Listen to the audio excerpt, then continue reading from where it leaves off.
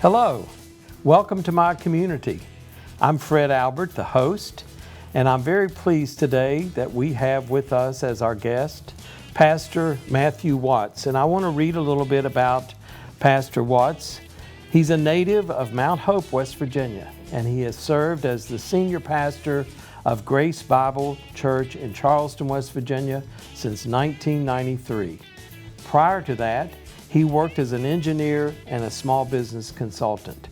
In 1997, Pastor Watts established the Hope Community Development Corporation, a nonprofit organization with the mission of empowering the inner city through spiritual renewal, education, employment and training, economic development, and a comprehensive community revitalization of the west side of Charleston.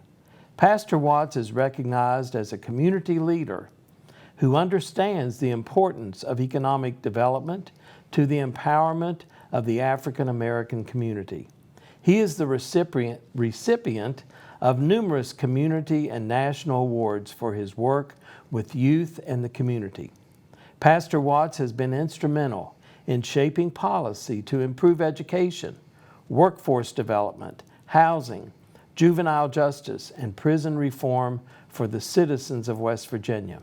Welcome, Pastor Watts, and thank you for being on my community. Thanks for having me, Fred. Sure, and I want to talk a little bit about the Hope community. What is the Hope Community Development Corporation? Well, Hope Community Development Corporation is a fledgling little nonprofit organization on the west side of Charleston that I felt like the Lord gave me a vision for it back in the early 1990s, actually. Yes. And I named it Hope after my hometown, Mount Hope, West Virginia. Mount Hope, West Virginia. Which gave me a tremendous amount of hope. Sure. When I was a young boy growing up and all through my adolescent years, even into adulthood, and even to this day, it's a great sense of inspiration to me. And so what the vision was is to try to create an environment that inspires children and inspires families to try to address some of the challenges from keeping them from reaching their full potential. So at the heart of it really is, how do we strengthen and stabilize families? How do we provide an environment in their home by supporting families so that the children will feel motivated to go to school? And how do we address some of those challenges in the neighborhood that stifles families from growing, that discourages children, and it creates a negative environment for the people to live? So that's why we have a comprehensive approach. We don't try to do it all. We try to participate in developing a comprehensive plan and then create a division of labor among different organizations in the community that run different types of programs, and trying to put it into a system, right? As a former engineer, I think often in terms of systems, and I look at communities, and often I look at them, it reminds me of someone who has a computer with a very large hard drive with tremendous capacity and have all the programs that's on the market, but they fail to purchase and install an operating system, right? That creates the intelligence to where these programs work together, and that's often the problem within communities. So that's what we're trying to accomplish on the west side of Charleston, still thriving to try to create a model and a template that could be used in other communities, not only in urban type communities like the west side, but also in smaller communities as well. So it's a noble and a high vision. We've been in it for quite some time. We're making tremendous progress, and we're particularly delighted at where we are now in the planning of our West Side Plan. Well, let's talk a little bit about the Hope community, because, you know, we all want hope. And sometimes in today's world, it seems like hope is elusive, that we have hope, but we never really are able to obtain what we thought we were going to be able to. Do you find that to be true with the west side of Charleston, West Virginia? I know you've been there for 31 years as pastor of Grace Bible Church. What do you think about today compared to the vision of the Hope community back 30 years ago? Well, to be honest with you, I think that the west side of Charleston is one of those communities that the spirit was broken on the west side many, many years ago, for decades, right, of neglect, decades of exploitation, out-migration, being hit hard by the drug trafficking. And so if you look at the west side of Charleston, it's somewhat unique in West Virginia. It's a truly urban place because Sure. people live in such close proximity to each other. But the history of it, right, sets it up for failure and to be challenged. I mean, slave plantations originally, and then developed as a originally segregated community where redlining took place and all those type of things. Then with desegregation, the African American community was somewhat dismantled. And that was one of the unintended consequences of desegregation. Desegregation was to open up opportunities, right, for integration, which it did in terms of people going to school. But it resulted in many middle class African Americans moving away from communities that they used to have to live in because other opportunities opened. And so the west side of Charleston has been left with a very, very small middle class and a very high concentration of poverty. And therefore it becomes a magnet to attract some of the negative elements. Do you think that is, do you think things are getting better? Or do you see, you know, I mean, I look at the west side, I shop on the west side, grocery shop, go to some of the other businesses there that have been long established on the west side, and I see some pretty pitiful sights when I'm out and about and doing those types of things. But I also, speaking of hope, I have hope. I've seen some improvements. There's a little strip there called, I guess it's called Elk City District, Yes, and yes. I don't know. I think some people are trying to make a difference. What are your thoughts about that? I think there are some signs to give hope. I think that this mayor, Mayor Amy Schuler Goodman, she's taken a real interest in the west side of Charleston, and she's done some things to try to bring strategic investment into the west side in terms of how she allocated some of the City's American Rescue Plan Act monies, which I really commend her for that. She has a housing initiative now where she's going to make lots available. The city will be making lots available for people, and they can get assistance, grants if they will build a house in parts of the west side of Charleston. And that's very important because you've got to replenish the housing stock to create newer houses that be more attractive for young families. So I think that there are some things that give reason to have hope. The McGee Foundation has established a presence there with an office, a family foundation that's from this area, and they have funded an initiative to create what they call the West Side Together, and they bring together a number of nonprofit organizations, and they appear to be sincerely working together. We are really trying to work together. And then lastly, there's a plan that Ms. Sharon Lansdale with the Center for Rural Health Development, one of the best kept secrets in the state of West Virginia is the Center for Rural Health Development. Sharon Lansdale, she's recently retired but still working as a consultant. Elaine Darling now is one of the co-CEOs. And they've been working with us for the last 4 years to develop what we call the Wild, Wonderful, Healthy West Side Revive. And they came in and studied with us all the previous plans and worked very close with the team of us. And then we have a comprehensive plan to improve the community population health of the west side of Charleston. So I'm hopeful because of the commitment that the mayor has made, the commitment the McGee Foundation has made, the commitment the Center for Rural Health Development has made.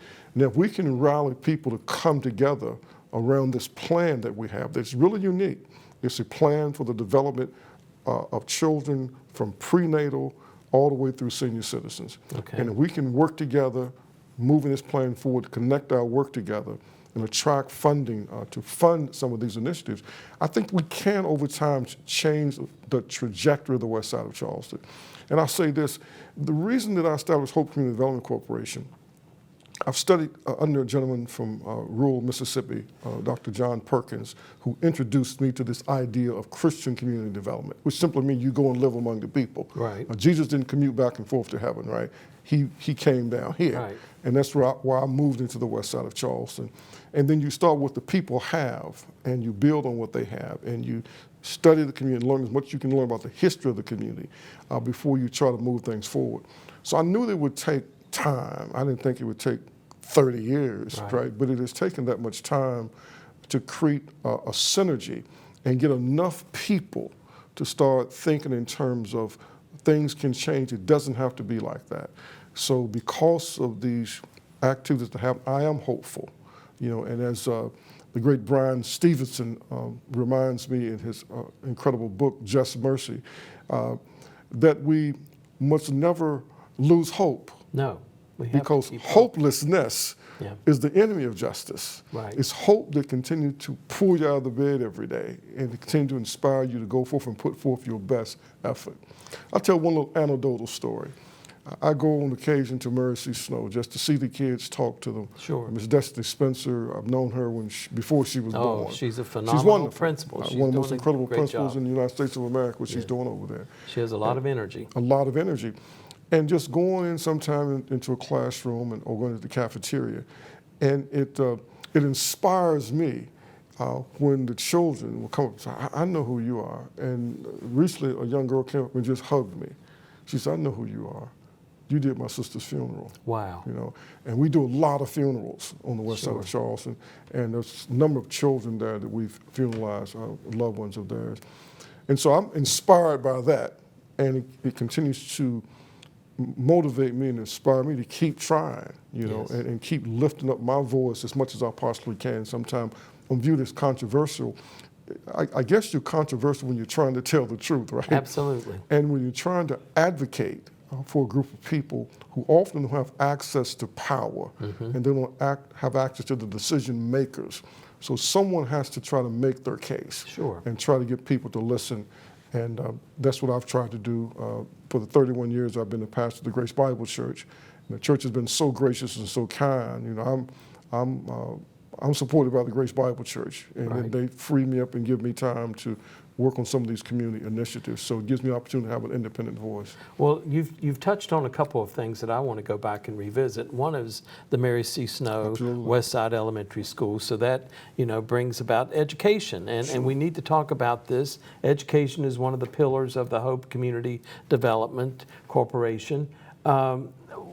How is education working for the West Side? You know, Or is it working? I like to look at the glass as being half full. Okay. And when you have a principal like, you know, Destiny Spencer and Miss Bridget up at Edgewood, I know them personally, Sure. you know, and their commitment and their zeal, and you see some of the staff people, you see that effort has been put forth of every day on behalf of teachers and Right. staff and people that work in the cafeteria. By the way, Courtney, who's the counselor at Mary C. Snow, is one of my former students. Wow. So I was thrilled to see her in that role at Mary C. Snow and West she's Side. energetic. Yes, she and- is. She's phenomenal. And so it gives me great encouragement. I say to people often that the church, in my opinion, is our last best hope. The public school is our second last best hope, right? I'm committed to public education. Sure. I think it's the greatest public experiment in the history of these United States of America. Right. And I think it's still doing some fabulous jobs, some incredible things that we're still Absolutely. graduating students and sending them to college and sending them to the military, doing wonderful things. Right. But there are things that's outside of the public school system's control, and it's what happens in neighborhoods and communities. And I try to remind people that all the time, from the time they're born until they're 19, kids spend 9% of their time at school and 91% of their time somewhere other than school. Right. And so the challenges that the school faces, those challenges are indicators of the challenges in families and the challenges in the community. Yes. And the school gets blamed for it, because I call the schools the social pathological diagnostic centers, right? Yeah, That's what they're diagnosing the pathology of the community and the neighborhood. Right. So kids come to school and they're disruptive. They come to school and they're angry. They come to school and they're difficult to get along with, right? The school didn't create that problem. No, They didn't learn their behavior at the school. No. The school is diagnosing it. And so now the school becomes the center to where these things are diagnosed, but it takes all of us, the community people, parents, nonprofit organizations, businesses, everybody coming to the table and say, how can we support what's happening with the public schools? And it's not a trite saying, it really does take a village. No, it is the truth. It is the truth. And you've hit on something there. The school is the diagnostic tool or the diagnostic system to find out what's going on with the student. That's correct. And we're going to have to provide resources then. Once the diagnosis has been arrived at, we're going to have to provide resources to help that individual with whatever has been found out to be their issue that's causing them to be disruptive, that's causing them to not want to come to school. They need help. And we can't just suspend them to an environment that isn't maybe healthy for them. So there've got to be some other answers and some other alternatives. Absolutely, absolutely. You and I have had some brief conversation about this. Since 2015, the Tuesday Morning Group, the social justice The Tuesday Morning Group, I want to talk about that I that. work closely with, we've been trying to bring to the attention of the State Board of Education, the State Department of Education, and the Washington Legislature, that in our opinion, exclusive school discipline, i.e. suspension, I refer to it as the silent underlying social condition. The silent underlying social condition, right? Okay. That is unrecognized, that is unaddressed, and is not fully understood. And so we suspend over 28,000 plus students from school every year. That's over 12%. In the state of West Virginia. The Okay. 250,000 students in our public school system, over 12% of them every year are suspended from public school. It's having a cumulative effect of disrupting the education of these students, resulting in them being undereducated. And it's resulting in the undereducation of entire communities because most of these children come from low-income, marginalized communities. And so what it means, the whole community becomes undereducated. Education determines employment opportunity. Sure. Employment opportunity determines income. Income determines standard of living. So I'm suggesting that school suspension is one of these underlying issues that's actually contributing to the perpetuation of poverty over time. Mm-hmm. And it's cumulative. So it's affecting, it's not the same 12,000 children every year, right? I mean, 28,000, right? Some of them are repeat offenders, but this is so pervasive. And there's research, right, that says that school suspension is the first step from the school to the prison pipeline. We now know that through empirical data that's been done. So that's why I'm a bit concerned that we're considering passing another bill that will result in more children being suspended, where we've not really looked at the current suspension issue as something that we need to collectively come together and see how can we reduce the number of kids suspended from school without compromising the safety of the school, without compromising the teachers, right? But we can't accept this. It's normalized, and so we think it's going to self-correct. And it's not going to self-correct. It's only going to get worse as more children are added to the suspension roll. So would you agree that suspension, I think we all agree that if there is a disruptive child that is creating an environment that's unsafe for other students, unsafe for the teachers, the classroom aides, or whomever the educator might be, bus drivers, excuse me, that we can't permit them to stay in that situation. They must sometimes be removed. That's correct. But Absolutely. I think what I'm hearing, and not just from you, but from others, we've got to find help for them because suspension in and of itself is not the answer. No. Where are we suspending them? Are we suspending them back to an environment that's not healthy, or are we putting them in an alternative setting that might be able to, provide some deep help for them? What is the answer? I tell you, I think that we may have a model that we need to look at. Okay. Before Destiny Spencer came to Mercy Snow Westside Elementary as a vice principal, assistant principal, right? Mercy Snow had one of the highest suspension rates of elementary age kids. Okay. Ms. Cheryl Pleer, the previous principal, wanted to address that. And so, I know Ms. Pleer. My cousin, yes. Incredible educator, right? So when she brought in Ms. Spencer, that's what she assigned her as one of her number one responsibilities, is that you got to figure out how we keep these kids in the building. Okay. If you look now at Mercy Snow, for the size of the school, about 380 students, they have one of the lowest rates of suspension. Wow. Of kids being suspended from the building, Okay. all right? And I would dare to say they may have the lowest suspension rate of kids with such a high poverty rate and such a high low-income student ratio in minority students. But so what are they doing? Let me tell you what she created. Okay. Ms. Spencer created, under Mrs. Pleur's leadership, a cool-down room.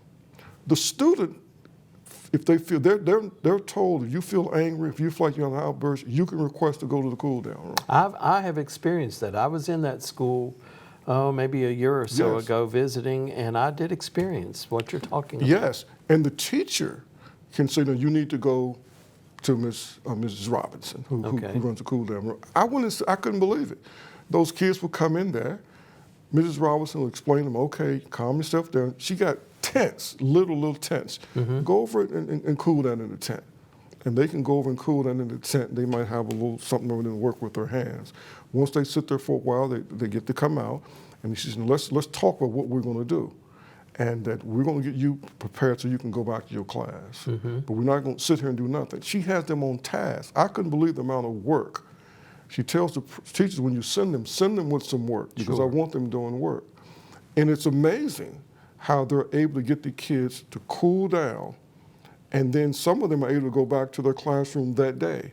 Some may stay in Ms. Robinson's room for a day or two. Okay. But what they avoid is suspending a lot of children from the building. And it's safe. It's they're safe. not on the streets. No. They're being cared for. They're being supervised, and they're also doing some schoolwork. I could not believe the amount of work the children were doing. Okay. If the teacher doesn't send them work, Mrs. Robinson has worksheets for all age groups, and she keeps them on task. And I'm telling you, this is something That seems to work. at the elementary school level, I don't think there's a single elementary school in the state that's more complicated than Mercy Snow. Is that right? I don't think so, because of the poverty rate, the drug trafficking, the crime, the whole program of handle of care. It started at Mercy Snow. Right.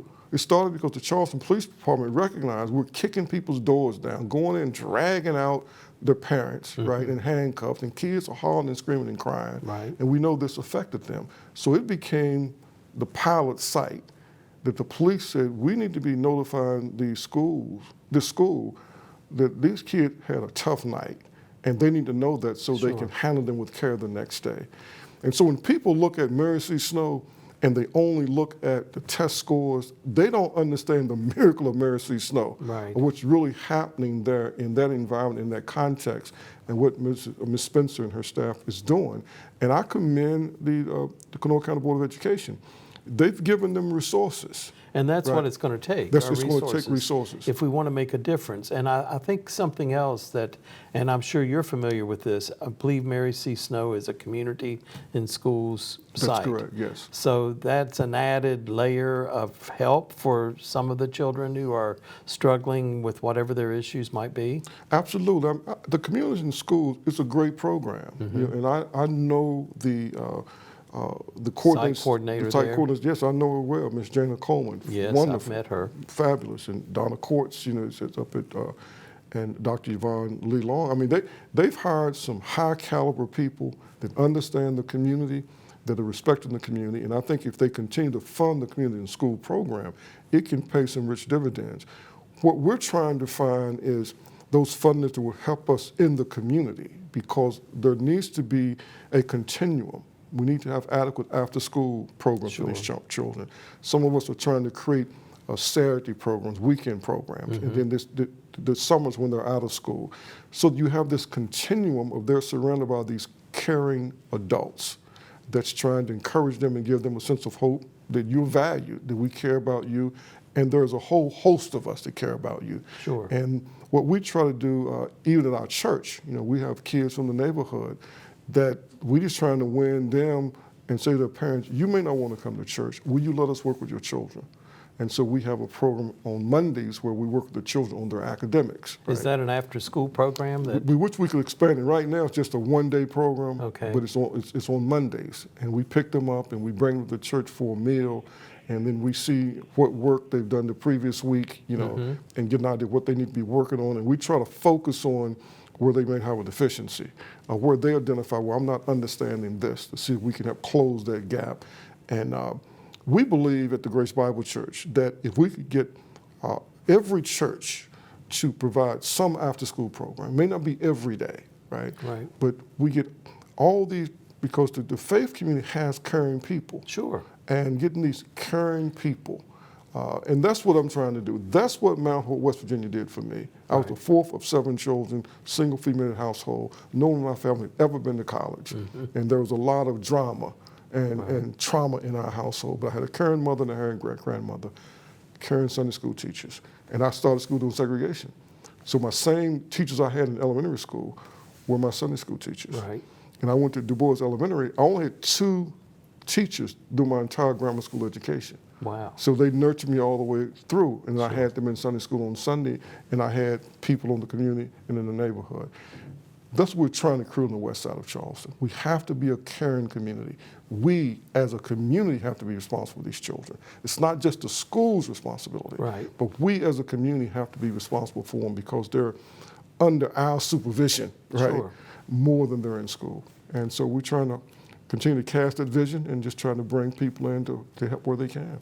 And we have a middle school on the west side Absolutely. also. Are you involved in the middle school? Hopefully we're at going all? to, I've been involved in the past, but because just limited resources, we hope next year to be able to be more at Westside Middle. Okay. We'd had a long presence there years ago when Dr. George Allenbacher was the principal. I remember when he was And there. I think he's now going to be assistant superintendent, deputy superintendent. So we're hoping there, but there are other groups, right? There are other groups. The Midian Center, that have a presence there.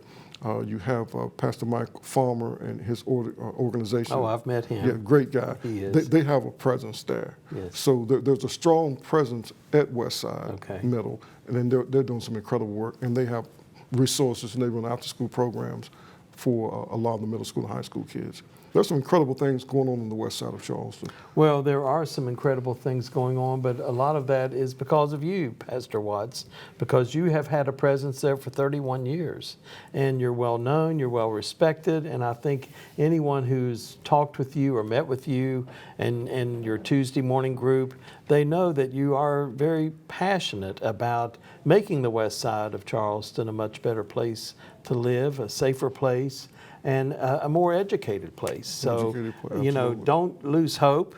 Keep hope alive. I think I'm stealing that line from someone else, but we have to keep hope alive because hope is what will project us into the future. Absolutely. And we have to pass that hope on to the younger generation. Absolutely. So thank you, Pastor Thank Watts. you. We could talk for another couple of hours. Thanks But for thank having you for being with us on My Community. Thank you for joining My Community today, and we look forward to the next time. Thank you.